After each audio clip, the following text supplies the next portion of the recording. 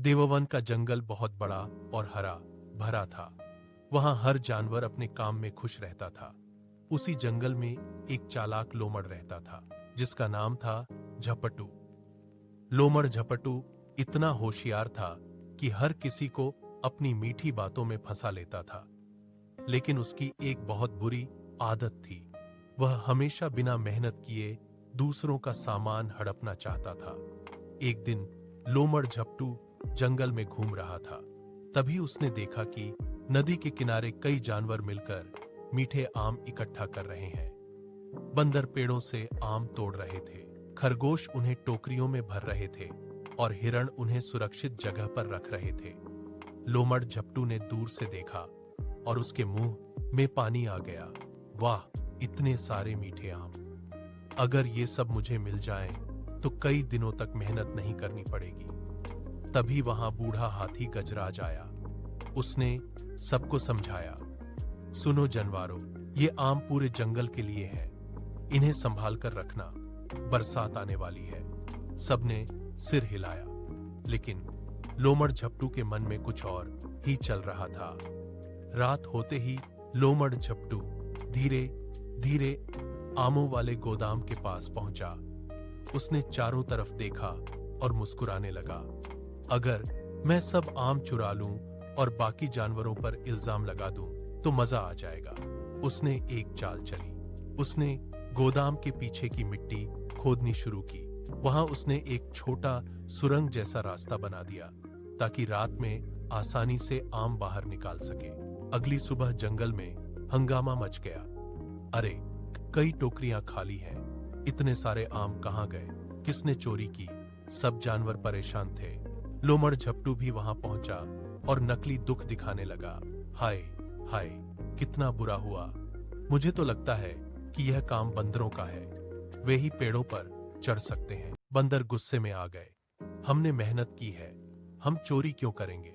धीरे धीरे जंगल में झगड़ा शुरू हो गया। कोई किसी पर शक कर रहा था। तभी वहां बूढ़ा उल्लू चतुरनाथ उड़ता हुआ आया। वह जंगल का सबसे समझदार जानवर था।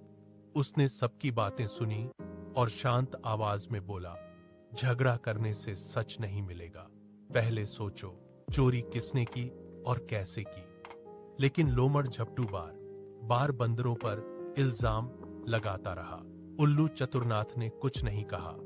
वह चुपचाप गोदाम के पीछे गया। वहां उसने जमीन पर छोटे छोटे पंजों के निशान देखे। वह मुस्कुराया। बात कुछ और है। उस रात उल्लू चतुरनाथ ने खरगोश चिंकू, हिरणी गौरी और बंदर मोटू को अपने पास बुलाया। सुनो, असली चोर वही है जो सबसे ज्यादा शोर मचा रहा है। मतलब लोमड़ झपटू? खरगोश चिंकू ने पूछा। हाँ, उल्लू चतुरनाथ बोला, और हमें उसे रंगे हाथ पकड़ना होगा। फिर उसने सब जानवरों को अपना प्लान बताया। अगली रात सभी जानवर छिपकर गोदाम के पास बैठ गए। थोड़ी देर बाद झाड़ियों में सरसराहट हुई। लोमड़ झपटू धीरे धीरे वहां आया। उसने इधर उधर देखा और फुसफुसाया, आज बाकी सारे आम भी ले जाऊंगा। फिर वह पीछे बने सुरंग वाले रास्ते में घुस गया। जैसे ही वह अंदर पहुंचा, अचानक ऊपर से जाल गिर गया। अरे, ये क्या? लोमड़ झपटू जोर जोर से छटपटाने लगा। तभी सभी जानवर बाहर आ गए। तो असली चोर तुम हो? लोमड़ झपटू डर गया। उसकी चाल पकड़ी जा चुकी थी। मैं तो बस भूखा था, उसने धीरे से कहा। बंदर मोटू गुस्से में बोला, भूखे थे तो मांग लेते, चोरी और झूठ क्यों बोला? लोमड़ झपटू शर्म से सिर झुकाकर खड़ा रहा। तभी उल्लू चतुरनाथ आगे आया। गलती हर किसी से होती है, लेकिन जो अपनी गलती मान ले वही समझदार होता है। लोमड़ झपटू की आंखों में आंसू आ गए। मुझे माफ कर दो, मैं हमेशा दूसरों को बेवकूफ बनाता रहा। लेकिन आज समझ आया कि चालाकी ज्यादा दिन नहीं चलती। गजराज हाथी ने कहा, अगर सच में बदलना चाहते हो तो कल से मेहनत करनी होगी। मैं करूंगा, लोमड़ झपटू बोला। अगले दिन से लोमड़ झपटू भी बाकी जानवरों के साथ काम करने लगा। वह आम ढोता, गोदाम साफ करता और सबकी मदद करता। धीरे धीरे जंगल के जानवरों का भरोसा वापस आने लगा। कुछ दिनों बाद बरसात आई। सब जानवर गोदाम के पास बैठे मीठे आम खा रहे थे।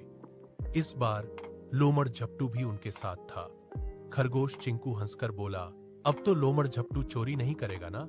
लोमड़ झपटू मुस्कुराया, नहीं भाई, अब समझ गया हूं कि मेहनत से मिला खाना ही सबसे मीठा होता है।